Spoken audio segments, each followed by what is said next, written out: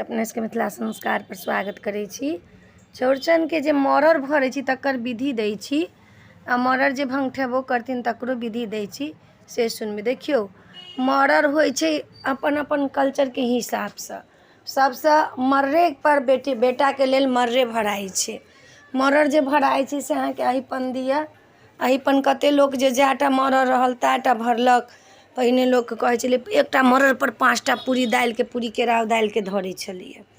कते लोग के ओठमन मीठी पूरी से होइ छै तो एकटा मरड़ पर तो 5टा पूरी धरेबे कर छै, चाहे मीठी पूरी हो चाहे दालि के पूरी हो, केराव दालि के पूरी हो। तर में रहे छै पूरी आ बीच में खीर रहे छै, झाँपा जाए छै पूरा। तो उ एक एकटा के भराई छै। कते ठमन जाटा डाली रहल ताटा मरड़ भराल।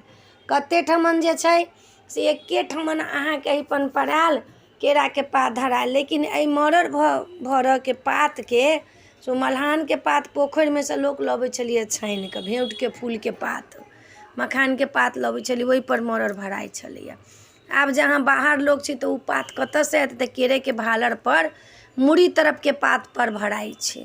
ई नहीं जे आप बीच में के काटल से सामने मुड़ी तरफ के पात के से धो लिया आ जाटा डालिए ताटा भरब तो ताटा केरा के पात काट के धरू आ नहीं तो एके ठमन भराई छै तो एके ठमन अथी अहिपन बना के ओहि पर केरा के पात ध के आ तखन ओही पर 5टा ध के 5 ठमन से नैवेद्य ध दियो।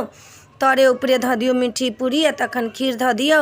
ओहि पर से मीठी पूरी से झाँप दियो, पूरा झाँपल रहक चाही मरड़, उघार नहीं रहे छै। उघार के मतलब खीर नहीं उघार रहे छै। तर में जे खीर रहे छै से नहीं उघार रहे छै। आ मरड़ के पूरा के झाँप दियो। मीठी पूरी छै तो मीठिए पूरी से, केकरो सोहारी से भराई छै तो सोहारिए से, जेकरा दालि पूरी से भराई छै तेकरा दालि पूरी से पूरा झाँप दियो। झाँप के आ तखन अहाँ मरड़ भर के तखन अहाँ हाथ उठाओ। हाथ पहले कलश गणेश के पूजा करू, चाँद के पूजा करू, तखन अहाँ हाथ उठाओ।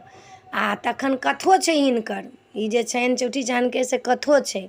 आब लोग कते लोग जानै छै कते लोग नहीं जानै छै, लेकिन हिनकर कथो छै। जखन मरड़ भर लेब हाथ उठा लेब तो कथा सुन के आ तखन उसरगब। कथो छै हिनकर, छोटटा के कथा छै से अपने सबके हम देव, सुनब अपने सब।